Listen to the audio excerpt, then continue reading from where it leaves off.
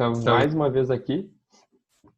Eu, João Paulo Betatti, Celso Almeida, nosso host, que vai dirigir hoje, Miguel Galvani, Gui Moraes, Júlia Caetano, Isis Valverde, João Vitor da Costa, a Laís, o Dave, que é mais conhecido como Davi, a Larissa, o Eduardo, a Lana, a Yasmin, a Manu Schneider e o Gabriel Calorindo.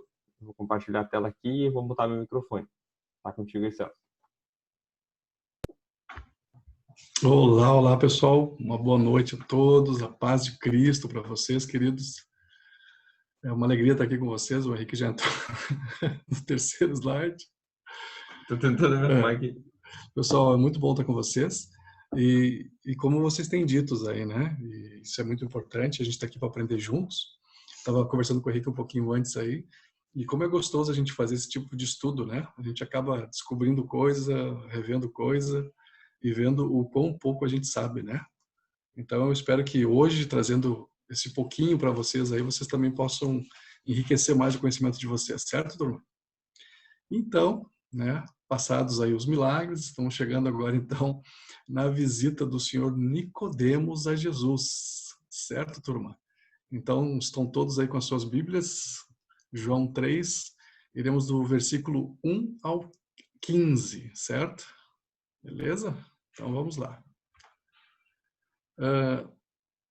Uma fotinho só para a gente tentar puxar aí na nossa mente criativa. Nicodemos foi visitar Jesus, né? E diz ali no primeiro versículo que ele foi à noite. Então vocês começam então já a montar aí. O Henrique disse que vocês estavam vendo também uma série talvez, e aí vocês viram então algumas mensagens aí, alguns capítulos que eu não vi, né? The Chosen. The Chosen, isso. Então, coloca a mente para imaginar aí, certo? O Henrique vai passar para nós, Henrique, o próximo. Esse aqui, o primeiro, é só o do texto, né? O texto na íntegra, mas a gente não vai ler, então nós vamos entrar já direto nos versículos. Muito bem. E havia entre os fariseus um homem chamado Nicodemos, líder religioso entre os judeus. Pessoal, quem que era o Nicodemos? Pode passar aí, Henrique. Quem era Nicodemos? Tá?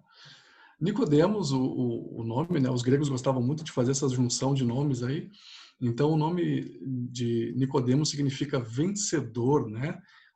Quando a gente fala em demos, a gente pode lembrar lá de democracia, né? Então, o demo ali é o povo. E o Nicodemos, então, significa vencer o povo, vencer o coletivo, vencer sobre o povo, né? Essas coisas todas aí, o vencer sobre a multidão, né? Então, essa é mais ou menos a origem do nome de Nicodemos. Além de ele ter sido um homem muito rico, ele era um judeu consagrado e influente que foi membro do Sinédrio, o conselho que dirigia o judaísmo, provavelmente um doutor do entendimento da lei, um professor de teologia, entre outras coisas. Suas posições sociais e religiosas elevadas são marcadas pelo título de mestre e dirigente que ele frequentou, que ele frequentemente recebe nas escrituras, né? Em João 3:10 a gente vê isso. Ali embaixo tem só uma partezinha, não precisa passar agora, Henrique, que atribui um apócrifo, né? Essa questão eu vou deixar com o Henrique no futuro aí, certo? Só uma curiosidade. Mas vamos lá. De Nicodemo. Mas só a gente entrar no detalhe, tá? Antes da gente ver essa parte do Sinédrio, Henrique, quando fala ali, então, na parte de um dos principais, né? Um dos principais da igreja, a tradução ali, às vezes pode ter, inclusive, príncipe, né? Então, lá no começo, no primeiro, Henrique. Aí. Havia entre os fariseus um homem chamado Nicodemos, líder religioso. Essa tradução ali do fariseus, né? E ele pode ser um príncipe, mas resumindo, né? Nicodemos era o cara, né? Eu estava falando com o Henrique, inclusive, que para poder entrar no Sinédrio, gente, ele teria que ter mais de 40 anos, ele tinha que ser douto em matemática, né? Conhecedor de ciências e mais uma série de coisas que ele precisava ter. Então, ele não era uma pessoa comum, né? Era um homem realmente de muito destaque, certo? A gente falou como se fosse o STF, né? E isso, como se fosse um ministro do STF. Então, vocês imaginem por aí, certo? Podemos seguir lá, Henrique. Aqui. Os ministros do STF são fracos, né? Esses são fracos, né? Mas é difícil de entrar. Como era o Sérgio Moro antes de algumas coisas, né? Mas realmente é um homem bem capacitado. Pode ir passando. Aí. Muito bem. Esse Nicodemos, então, ele fazia parte, né, das lideranças do Sinédrio. Vamos dar uma relembradinha. O que é Sinédrio, então? Tribunal dos Antigos Judeus em Jerusalém, composto de sacerdotes, anciãos e escribas, o qual julgava os assuntos criminais e administrativos. Tem uma questão aí, né, pessoal? Existem dois tipos de Sinédrio, né? Para quem já deu uma olhada aí, tem o grande e o pequeno, né? O maior e o menor. Esse maior aí ficava em Jerusalém, e era então a sede lá, e se eu não me engano, acho que eram 71, composto por 71 juízes aí, né? Vamos dizer assim. E dizem, né, que eles eram divididos talvez em dois, né? Entre um sinédrio político e um sinédrio religioso, né? Mas era como se fosse uma assembleia. Esse é o nome aí de origem do sinédrio, né? Então eles se reuniam tanto para debater as questões políticas e jurídicas, vamos dizer assim, das leis, como também as questões especificamente religiosas, né? E as cidades, as pequenas cidades, elas podiam ter os seus sinédrios menores, né? Daí esses aí sim era constituído por 23 membros para discutir ali o que cada cidade precisava. Então quando a pessoa tinha alguma petição, alguma coisa, como se fosse mesmo num julgamento, num fórum, ela entrava naquele meio ali, e até a imagem não ajuda muito, mas é um sistema oval, né? Onde todos os líderes ali do Sinédrio conseguiam se ver. E a pessoa que entrava ficava no meio e falava para eles, né? Certo? Esse é o Sinédrio. E fariseu, pessoal, era o membro, então, desse grupo de judeus que obedecia às leis de forma muito rígida, muito rigorosa, né? Então, a princípio, essas pessoas eles tinham que saber muito da lei, conhecer muito do Pentateuco, né? Então, não eram qualquer um, né? Eles conheciam da palavra. Viveram durante o século II a.C. e não mantinham relações com os não crentes, né? Então, para te ver que eles já eram separados, né? O fariseu aí, nesse aspecto, um dos aspectos do nome fariseu é ser separado, ser santo, né? A pessoa que busca transparecer uma piedade, honestidade ou caridade que não possui, falso ou mentiroso, né? Hoje em dia a gente usa entre nós, né, Henrique, quando a gente quer falar que alguém é fariseu, daí já é meio pejorativo, a gente não usa como um elogio, né? Tu é meio fariseu, ou seja, Meio hipócrita. isso, que a pessoa fica mais cuidando da parte da lei do que da parte do espírito. Certo, pessoal? É. Só para a gente lembrar então aí o que era sinédrio e o que seria o fariseu. Uma questão interessante, ó, que a gente trouxe aí, eu e o Henrique. Todos os membros do Sinédrio tinham que distinguir-se no conhecimento da Torá, ou seja, tinham que ser muito diferenciados, tinham que ser acima, né, da média. O pessoal já nascia lendo, né, só que esse pessoal realmente se especializava em sabedoria, em humildade, temor a Deus, indiferença para a questão do dinheiro, né, amor à verdade e amor ao próximo e ter boa reputação. Então vocês imaginem, nesse caso, essa pessoa que foi conversar com Jesus não era qualquer um, certo? Era uma pessoa de alta reputação. Até como um dos vídeos aí que eu andei assistindo, era como se fosse um candidato a prefeito, uma figura ilustre do teu município, e foi lá então ter com Jesus, né? Certo? Tinha muitos seguidores no Instagram. Tinha isso, uma pessoa destacada. É. Beleza, turma? O Matheus não conseguiu entrar, tá colocando ali no chat. Ah, tá. Isso. O Henrique vai colocar. Pessoal, eu coloquei só um detalhezinho para o Henrique aí, que eu comentei com ele, que eu disse que eu não sou muito bom de geografia, eu gostaria de ser mais. Eu adoro esses mapas da Bíblia, mas confesso que eu não domino, né? E aí eu coloquei um pouco ali porque, como tem histórias interessantes ao redor do Mar da Galileia, né? Inclusive tem vários nomes, e aí se alguém souber aí quiser, né? O Henrique estava vendo alguns. Então, além de Mar da Galileia, tem o Lago de Genezaré, né? Tem o Mar de Tiberíades, é isso? Né? Ou somente Mar, e aí inclusive alguns nomes mais antigos aí do Velho Testamento, né? Então, o Mar da Galileia, e ali na cidade de Cafarnaum, né? Então, se a gente pegar esse mapinha que vocês estão vendo aí, a gente está vendo ele de pé, né? Então, a parte de cima é a parte norte, e a parte de baixo é a parte sul, certo? Então, Jesus saiu daqui e foi lá para cima, ó, e ficou lá em cima, no Mar da Galileia, certo? Deixa eu ver se dá para riscar. Isso. Aqui, ó. Aí, ó, a gente conseguiu riscar lá. Tudo torto, mas deu. Isso, daquela regiãozinha ali, mais a noroeste, né? É a cidade de Cafarnaum, pessoal. Vocês aí vão ver várias histórias aí, né? Certo? Então, o que que foi feito? Ó? Então, aí Jesus saiu então aí de Cafarnaum e foi até Jerusalém, certo? Eu fui calcular pelo Cafarnaum era aqui assim, né? isto, Aqui isto. assim. É. Até se o Henrique quisesse puxar e botar no Google o link aquele que eu coloquei, mas o que que eu fiz? Eu fui no Google Maps, né, pessoal? Eu coloquei então Cafarnaum por distância até Jerusalém. Peraí. Então, o Henrique vai fazer isso para nós, que é bem interessante. Daí tu coloca a rota. Tem um linkzinho para ti, Henrique, no teu WhatsApp. Tá. É isso aí. Vamos ver. Então, olha que legal, pessoal. Né? A gente fica às vezes se quebrando, aí tem um 3D aí, Henrique. Ó. Um trio. A gente às vezes fica se quebrando, não consegue entender muito bem os mapas, aí tá aí, ó, tu coloca uma rota, né? E aí de Cafarnaum, Acho que tá Nazaré. tá, tem uma. Isso. Se Né? Que achar. às vezes.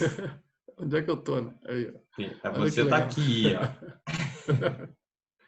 A gente tem a África aqui, Isso, Europa. É um país da Europa. isso. Inclusive a Bíblia fala entre Oriente e Ocidente, né? Então é o leste e oeste, né? Assim que ele se refere. Aí aqui é aquela região bem frutífera, Isso. norte da África, a Alexandria famosa, Uhum. que às vezes eu colocava lá na Grécia, Perfeito. mas não é que E fala, Henrique, que é alto, né? Das montanhas aí. assim, essa Essa região região. aqui. Isso aí. Então, 80% da história da Bíblia acontece nesse cantinho de terra aqui. O que mais chama atenção, a gente estava falando do Pode Celso, apertar mais. Isso. é esses dois mares. O, que até dá para discutir se é um mar, né, Celso? É um lago, né? Isso. É, o Mar da Galileia e o Mar Morto. E por que, mas por que mar então, né, Henrique? Daí, gente, eu estava lendo e uma das coisas que estão nos estudos é assim, ó, que os judeus eles tinham a mania de qualquer ajuntamento de água que fosse muito grande, assim, eles chamavam de mar, tudo é mar. Então, esse lago aí da Galileia, eles chamam de mar, né? Certo? E um dos nomes, inclusive, é por causa do formato do mar que vocês estão vendo aí. Ela parece uma harpa, né? E aí alguns dizem que ou é por causa do formato ou é por causa do barulho das ondas, né? Da harpa. Então, pessoal, voltando para lá, ó, ele saiu lá da Galileia e foi até Jerusalém e foi passar lá então a questão da Páscoa, dos 30 anos, no ano 30, né? E ele realizou milagres incríveis. Nicodemos, um fariseu, membro da Suprema Corte Judaica, ou Sinédrio, ficou impressionado e quis saber mais sobre aquele personagem que estava mudando a história. Aí entra uma coisa que o Henrique comentou, pessoal, e vocês precisam então começar a se questionar. Espera aí um pouquinho. O que esse cara da alta corte, certo? Um cara que tinha um poder, uma relevância, né? Por que ele foi se interessar por esse Messias? Até porque, gente, para a gente contextualizar, já tinha vindo João Batista, já tinha tido outros milagreiros aí, muitas seitas. O que tinha de diferente nesse Messias, né? Certo? Claro que vocês lembrarem os versículos anteriores, vocês vão lembrar dos milagres que foram feitos, né? Tá? Então ele quis saber mais. Pode voltar ali, Henrique, por favor. Uhum. De onde Jesus estava na Galiléia até a cidade de Jerusalém são praticamente 200 quilômetros de distância, né? Se ele fosse caminhar a pé, né, gente? Eu não sei se ele foi a cavalo, aí, provavelmente deve ter sido a mula, a jumento. Aí. E numa situação onde o alto clero combatia com veemência os curandeiros, os feiticeiros, as seitas e principalmente alguém que se colocasse como Messias. Então, veja bem, estavam todos caçando esse tipo de gente, né? O Jesus não era muito bem visto ali. E aí que está essa situação. Aí agora vem a Bíblia e diz que esse homem foi se encontrar com Jesus, certo? Podemos seguir. E aí então, eles se encontram, e é importante, a Bíblia frisa isso, de noite, tá? Certa noite ele veio falar com Jesus e disse, Rabi, ou mestre, né? Todos nós sabemos que Deus enviou o Senhor para nos... Deixa eu ver, não consigo aqui. Ensinar. Para nos ensinar. Seus sinais são a prova de que Deus está com o Senhor, certo? Isso aí, tá tranquilo. Então, assim, aqui já cabe uma reflexão, né? O Nicodemos, gente, ele era um baita mestre, né? Era como se fosse um doutor, como se fosse um ministro do Supremo. E aí ele chega para um cara desconhecido, que ele só tem ouvido falar, e chega e chama ele de mestre, né?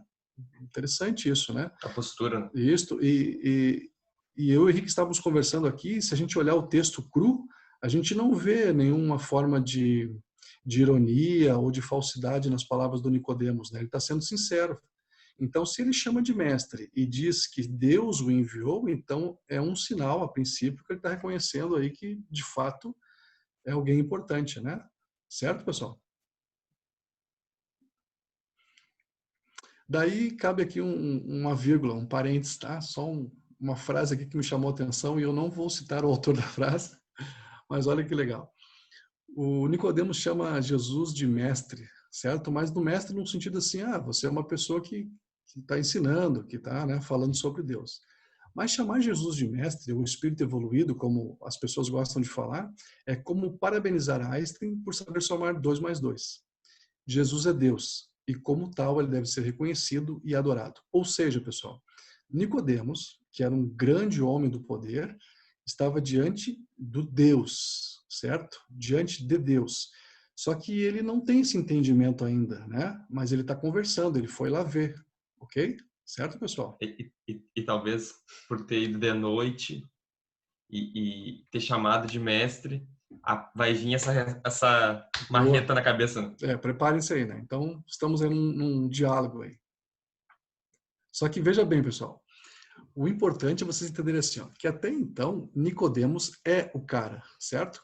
Nós olhando hoje aqui, a gente pensa assim, Jesus é o cara, a gente está vendo, né? Porque é fácil ler, né? A gente está lendo todo o contexto aí. Mas para quem estava vivendo o momento, Nicodemos é o cara, gente.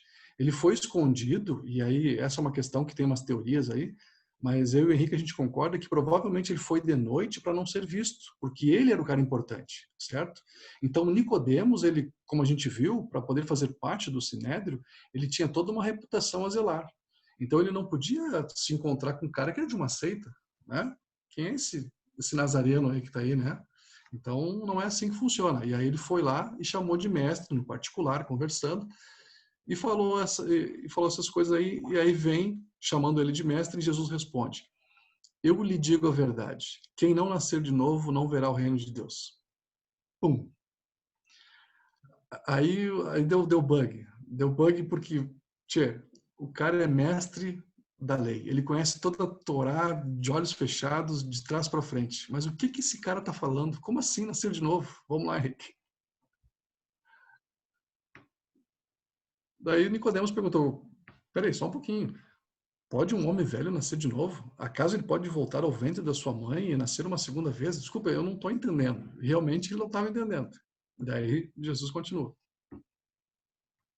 Jesus respondeu: eu lhe digo a verdade, ninguém pode entrar no reino de Deus sem nascer da água e do Espírito. Ih, ficou pior, ficou pior.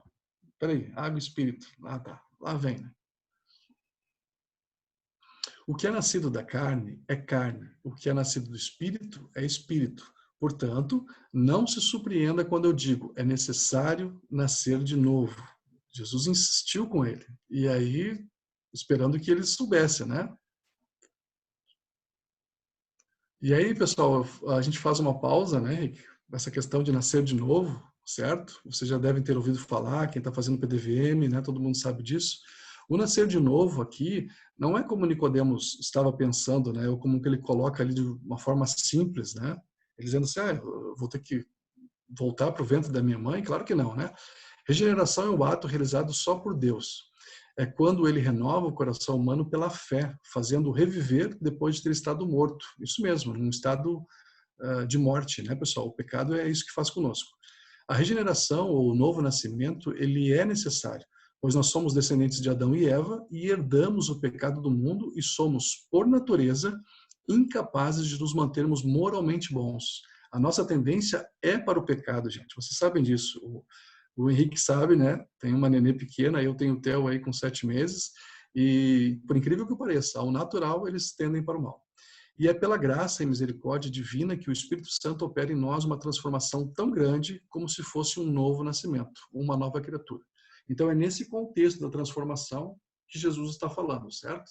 Tá? E ele como Deus, não sendo reconhecido como Deus pelo Nicodemos, ele dá essa paulada para dizer assim, cara, eu sou o Criador e eu tô te falando, tu tem que nascer de novo. E Henrique, olha que loucura, tia, é o cara da lei, é o homem que sabe É, tudo sobre o Pentateuco, entendeu? Gênesis, né? Meu Deus do céu, né? Daí ele vem e coloca assim, e o cara fica agora, opa, peraí, eu não sei nem o que ele está falando. O vento sopra para onde quer, assim como você ouve o vento, mas não é capaz de dizer de onde ele vem e nem para onde ele vai. Também é incapaz de explicar como as pessoas nascem do Espírito. Pá. É, o grande homem da lei, um homem que provavelmente é um doutor que ensina outros sacerdotes, né?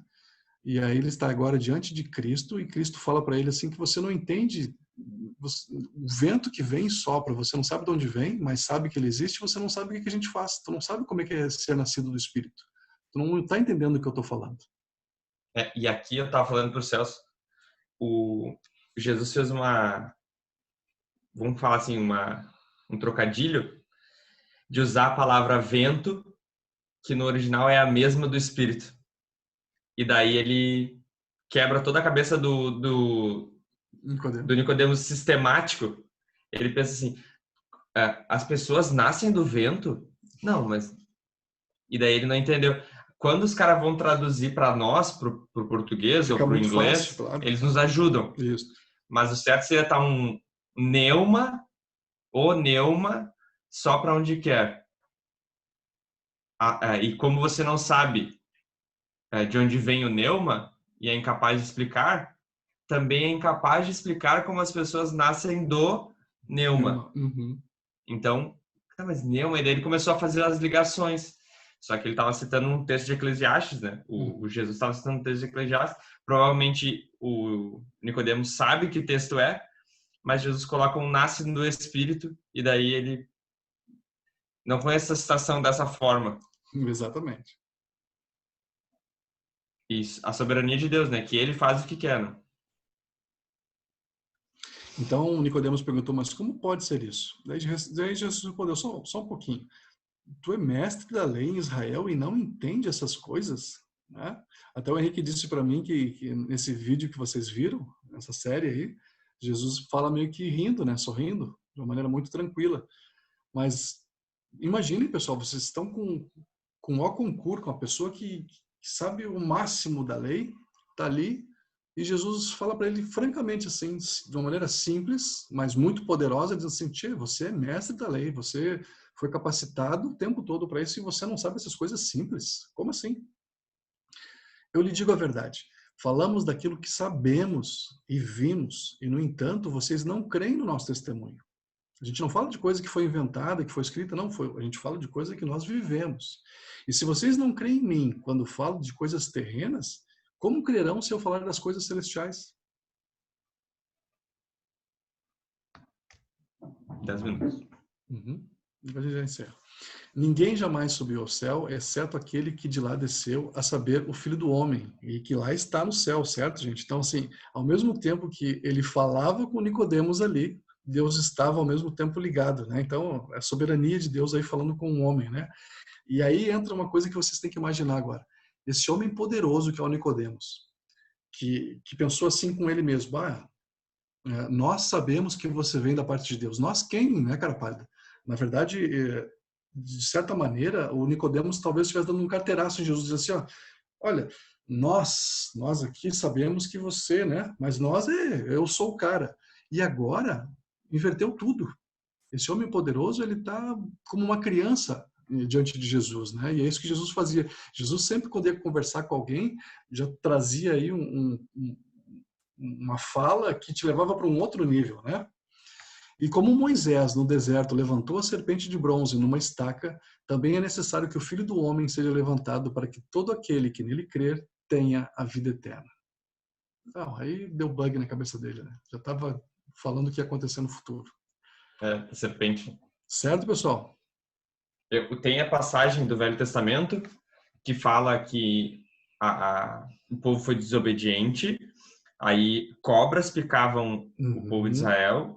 Moisés faz uma ação ali de pendurar uma serpente, e todo aquele que vê é curado. Isso. E isso é apontado para a morte de Jesus. Foi uma ação divina que na hora não entenderam nada. Isso, mas tudo programado para o futuro. Hoje, aqueles que contemplam o sacrifício de Jesus na cruz, é claro que Jesus não está mais na cruz, nós não vemos dessa forma, a Igreja Católica ainda permanece com o símbolo lá de Jesus na cruz. Para nós, Jesus ressuscitou e ele está à direita do Pai, mas a memória do sacrifício, o momento da ceia, né? No momento da ceia a gente faz muito isso. Examinar, lembrar do sacrifício de Jesus, pedir perdão pelos nossos pecados, é a nossa salvação, né? A prática da nossa salvação. Isso. Então Jesus estava falando do tipo de morte que ele teria, né? Então Nicodemos não entendeu nada. Mas que legal essa conversa, o interesse de Nicodemos, mas como? E Jesus explica. Mas como? E Jesus explica. Interessante isso. Isso, essa parte agora, pessoal, que vocês vão participar e vão poder perguntar, tentem ter isso em mente, né? Pô, como é que o poder máximo do Sinédrio, daqueles que controlavam a política, controlavam a religião naquele momento, de toda a região ali, agora diante de um homem simples, tá aí, vencido, não sabe nem o que pensar, nem o que dizer. Imagina, né? Foi dormir confuso. Se foi de madrugada, se foi... Ficou com a cabeça confusa. Isso aí. Isso aí. Daí, pode ficar ali que depois a gente tem... Parar então.